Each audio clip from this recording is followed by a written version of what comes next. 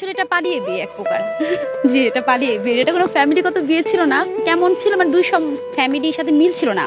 আমার বাবার সাথেও আমার শ্বশুরের। তখন আমরা এটা মানে দুজন দুজনকে স্বীকার করে পালিয়ে বিয়ে করলাম। আর তারপরে এই যে ৭ বছর পথ চলা এখন। এখন পরিবার নিয়ে কোথায় আছেন আপনারা? না, আমি এখন নিজেরা একাই থাকি আমরা। শ্বশুর বাড়ি আছে, মামার বাড়ি আছে, ওখানে যাওয়া হয় ঈদে, ছুটিতে। আর ঢাকায় থাকা হয় কাজের সূত্রে। সবার অবদ্ধ হয়ে এই মানুষটাকে জীবন সঙ্গী হিসেবে বেছে নিয়েছেন, এতে আপনি নিজের প্রতি কতটা সন্তুষ্ট? আমি তো এমন ছিলাম যে আমাকে জোর করা হয় নাই, উল্টা আমি জোর করেছি ওনাকে যে এক্ষুনি চলে যাব, এক্ষুনি মানে এক্ষুনি। উনি তো বলছে অনেকবার না চলে, এখন না, একটু সময় না। আমি বললাম না, এখন এরকম গিয়েছে যে উনি আমার জন্য বোরকা নিয়ে আসছে, আমি বোরকাটা পরছি, সিএনজিতে করে ওর সাথে চলে গেছি। তো আমার মনে হচ্ছে আমি সবচেয়ে খুশি সেদিন ছিলাম। ওটাই আমার জন্য সবচেয়ে খুশি আর আনন্দের দিন ছিল, যে আমি এখনো বলবো, বারবারই বলবো যে আমি ভুল করিনি।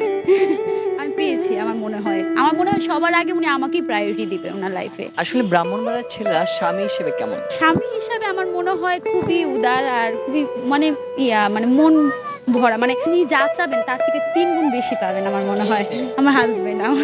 পুরান ঢাকার মেয়েরা কোন জেলায় বিয়ে করবে তাহলে? আমি আসলে জানি না, বাট আমার মনে হয় বাউন্ডারিতে বিয়ে করা উচিত, কিন্তু একটু ঝগড়াও জানতে হবে আমার মনে হয়। অনেকেই বলে ব্রাহ্মণবাড়িয়ার ছেলেরা নাকি কৃপণ, আসলে আপনি বলছেন তাদের উদার মন, তাহলে কোন কথাটা সঠিক? আমার যে ভাসুর আছে বা আমার দেবররা আছে, আমি যতদিন দেখছি আসলে তার পরিপূর্ণ না। আমার মনে হয় আমার ভাসুররা বা আমার হাজবেন্ডরা, ওনারা বউ যা চায় তার থেকে বেশি দেয়। এই জন্য আমি দেখছি যে আসলে আমি জানি না, বাট আমার মনে হয় আরো বেশি পেয়ে। আর আমার শ্বশুর শাশুড়ি এরকম না, ওনারা আরো পছন্দ করেন আন্তরিক, মানে বউকে দিলে কোনোদিন অখুশি নন।